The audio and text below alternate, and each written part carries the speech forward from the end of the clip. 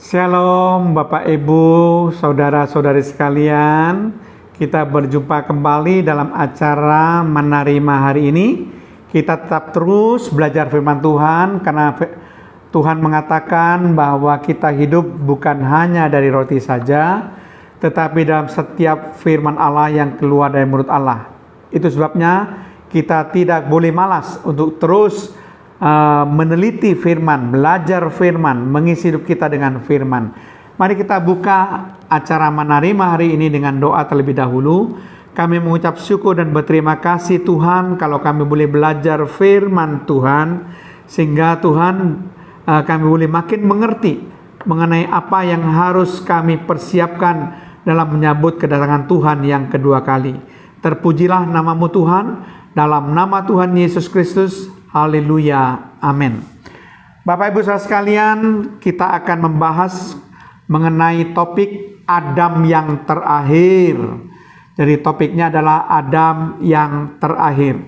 Berarti Bapak Ibu saudara sekalian, kalau kita belajar mengenai topik Adam yang terakhir, berarti tentu ada Adam yang pertama.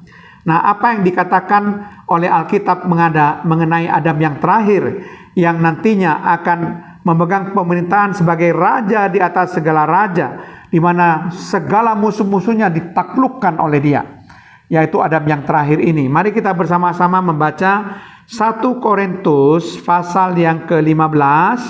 Sekali lagi 1 Korintus pasal yang ke-15 ayat yang ke-22 dan ayat yang ke-45.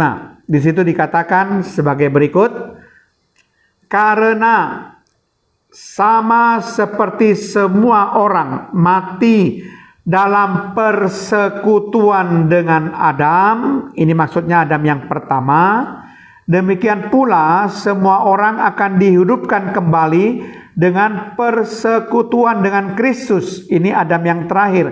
Dari mana kita tahu? Dalam ayat yang ke-45. Di situ dikatakan dengan jelas, 1 Korintus 15 ayat 45, seperti ada tertulis, manusia pertama Adam, ini maksudnya Adam yang pertama, menjadi makhluk yang hidup, tetapi Adam yang akhir itu Kristus menjadi roh yang menghidupkan. Jadi yang menghidupkan itu adalah Adam yang akhir, bukan Adam yang pertama.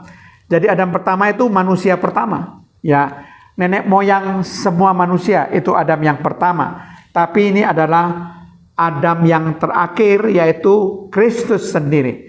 Nah, Adam yang terakhir ini akan memerintah sebagai raja, mengepalai semuanya. Dikatakan dalam 1 Korintus 15 ayat yang ke-25 dikatakan di situ, karena ia, ini huruf besar, yaitu Tuhan Yesus, harus memegang pemerintahan sebagai raja sampai Allah meletakkan semua musuhnya di bawah kakinya. Jadi saudara sekalian, nanti akan digenapi bahwa Tuhan Yesus menjadi raja di atas segala raja, di mana pada akhir zaman dialah yang menjadi raja atas kita, saudara ya.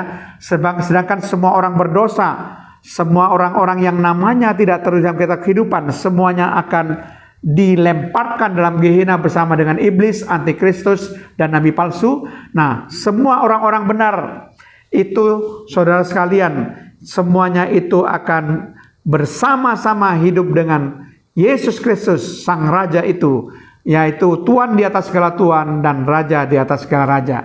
Jadi kita tetap menaruh harapan kita kepada Adam yang akhir, bukan Adam yang pertama. Karena Adam yang pertama itu penuh dosa, memiliki dosa asal. Adam yang pertama itu cuma menjadi ciptaan yang hidup, makhluk hidup. Tetapi Adam yang akhir adalah roh yang menghidupkan, yang sanggup memberikan kehidupan kekal kepada kita yang percaya kepada Dia. Amin. Terima kasih Tuhan kalau hamba-Mu sudah membahas tentang kebenaran firman-Mu. Kiranya Roh Kudus tetap membuka kepada kami rahasia-rahasia firman Allah dan pewahyuan-pewahyuan ilahi yang baru. Terpujilah namamu Tuhan. Di dalam nama Tuhan Yesus Kristus. Haleluya. Amin.